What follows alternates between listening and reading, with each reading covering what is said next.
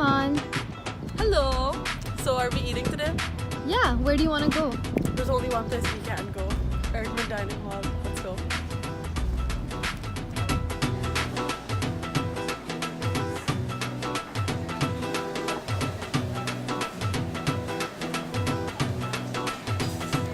Okay, so dining halls don't really cater to our tastes very often.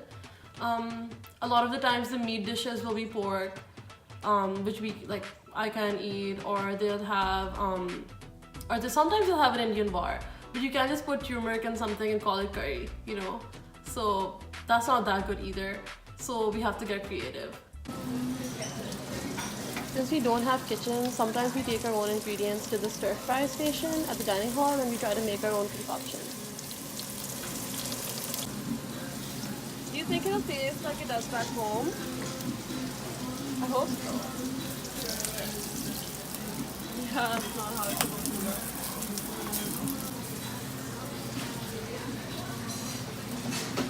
Yeah, it doesn't look like it would, usually. So, what is this, Iman? So this is just onions and oil, which is tadka, but it smells like the smell is pretty strong. So whenever I'm cooking, everybody asks me, "What are you making?" And I'm like, "It's just onions and oil." What is that? Oh, that's not masala. I bought it from Pakistan. You can get it here too, though. But yeah.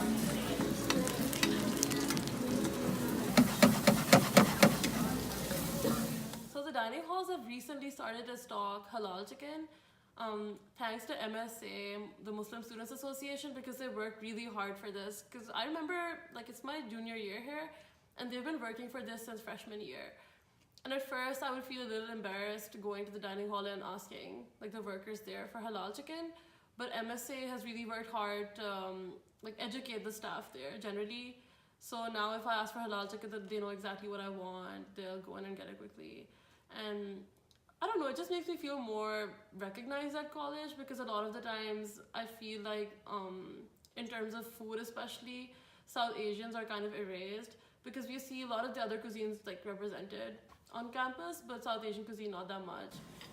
So halal chicken really did make a difference in my like eating quality and just overall life quality ever. I mean we have to improvise because we don't have proper tomatoes and we only have the salad cherry tomatoes, so you have to use those.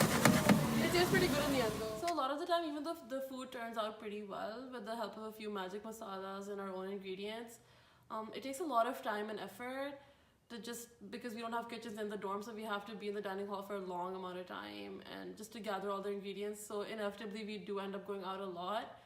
And it's just, but it's a whole event though, because we usually end up researching where to go, and our missions to find good food take us far and wide. I mean, we've gone as far as Edison, New Jersey, just to have lunch.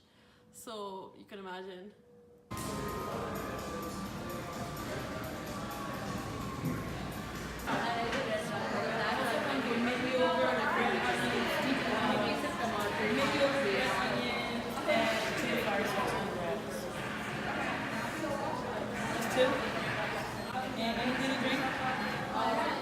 One really interesting place where they sell, it's an Indian fast food place, but they sell roll parathas, which is interesting to me because in Pakistan having roll parathas is usually a street side affair. So we'll like roll up to the little setup and we'll order our food and somebody will bring it to the car, and then we'll eat it in the car or we'll eat it roadside. But here it was kind of like McDonald's, which I found that funny, because when people talk about fusion food, they'll usually talk about ingredients, and they don't talk about cultural fusion or like atmospheric fusion. Like this was like, I'm in McDonald's but I'm eating roll paratha, so it was a bit weird to me.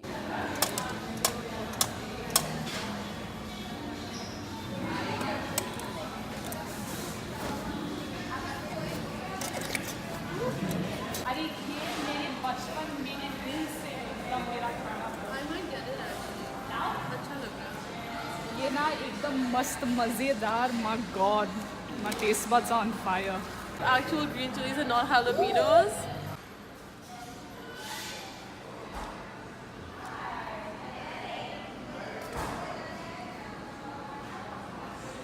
Oh, so what do roots mean to me? Okay, that used to be an easy question to answer, when I was in Pakistan because I could just say roots means Pakistan. But now that I've been here for 4 years, that's a bit complicated to answer because I mean there are little pieces of home here now as well. But I guess in terms of food, if you're asking in terms of like what I'm eating, then sometimes I just crave Pakistani food. Not South Asian food, not Indian food, Pakistani food. And I know that identities get mixed up here. I mean, there's a lot of homogenization for like capitalist means or whatever you want to call it. But sometimes I just want Pakistani food. Can't wait to go to Wajua. I'm so But aren't we going hungry. to Kabba Beach? No, we're going to Wajua. Wajua is better. So we are going to Wajiva, but growing up in New Jersey, how do you think these restaurants compare? I feel like Wajua actually has like a really homey flavor. Whereas the restaurants in New Jersey tend to cater to like a more like pan-Indian, pan-South Asian palate. So a lot of times there would be like a lot of spicy stuff, but there would also be like Afghani like flavor mixed in, which is like more toned down in terms of spice. So Wajua is more like authentically Pakistani, I would say, like very specific flavor and palette that they use.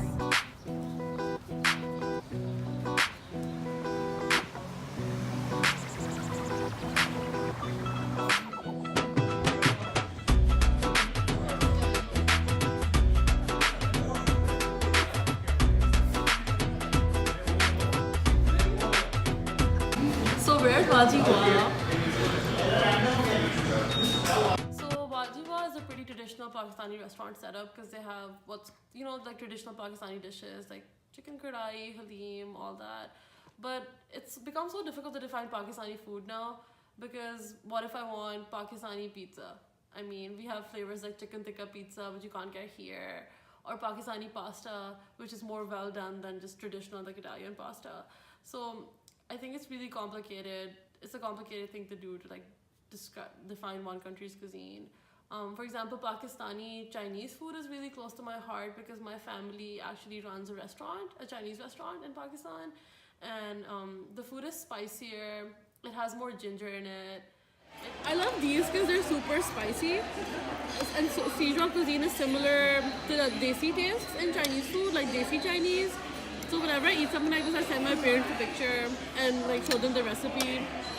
And then we try to recreate it at our Chinese restaurant because it's usually a hit with the people there. That's really spicy for you? Yeah, I think I just like swallow the spice. The Chinese restaurant we like is all the way in Old City in Philly. And Wajiwa, the Pakistani restaurant, is in West Philly. So these places are pretty far and it's kind of expensive to get there because usually we're Ubering because we're international students, so we can't drive. But sometimes our friends offer to take us, and by now we've pretty much introduced them to all the facets of our food cultures and they're pretty immersed in it, so they'll just take us sometimes because they like the food too now.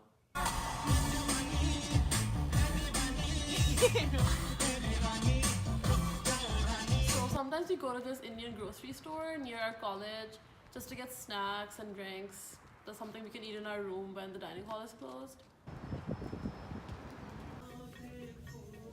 So what should we get for Ramzan?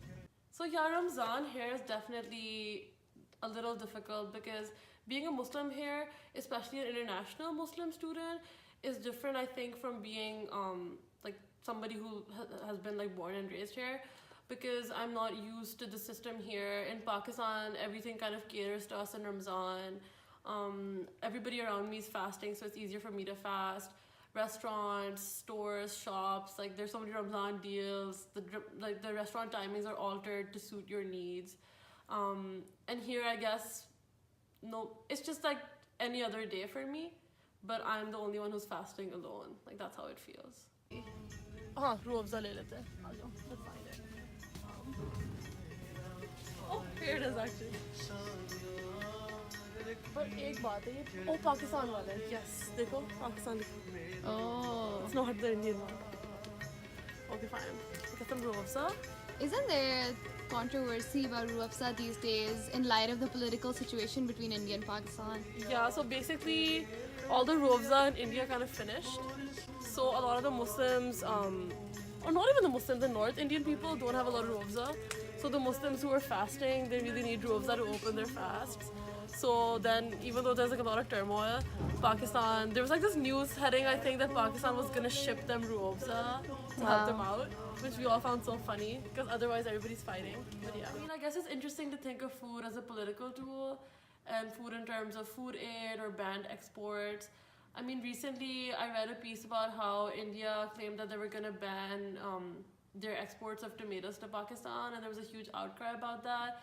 And now, like, while all of that is happening at a political level, here, like in another country far away, I go to an Indian store and I can find Pakistani snacks there or Pakistani ruafza, and I can be there with my Indian friend and we're finding variants of like our snacks from our countries together on the same shelf. I mean, that's pretty cool. So this is a Hindu-owned store and they don't have any meat here. It's just vegetarian options, so we can go check it out. Naughty tomato. Damn, I haven't seen that one.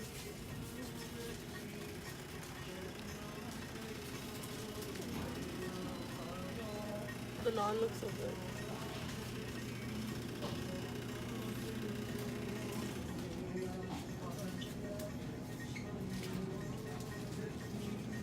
Yo, I wish we had a kitchen. We could cook so much stuff.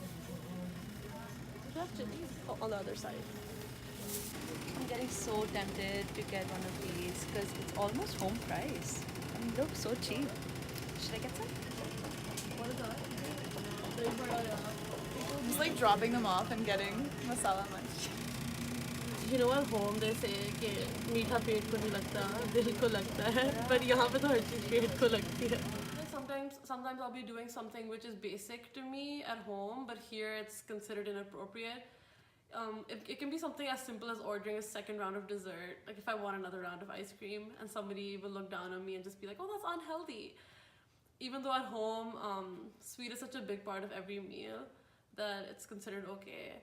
And even like small things like table manners, there's certain dishes, for example, that I like to eat with my hands, but here that's considered uncouth. So yeah, I mean, obviously it's difficult, not only being a Pakistani student, but any kind of international student, I think. And the challenges that I face in terms of like food in college and restaurants and the area that I live in here, I mean, I see that mimicked in my other like international friends' like lives. Like my Chinese friends have similar networks of support, which help them feel less alienated in this country, or my Indian friends who are so similar to us. And I think that at the end of the day, like, I'm just fascinated by like the resilience of our communities, and how like all these little like comforting little pieces of home have sprung up around all around us, whether it's like restaurants or grocery stores. And yeah, I feel like our communities somehow find a way to come together in the end and like find a piece of home.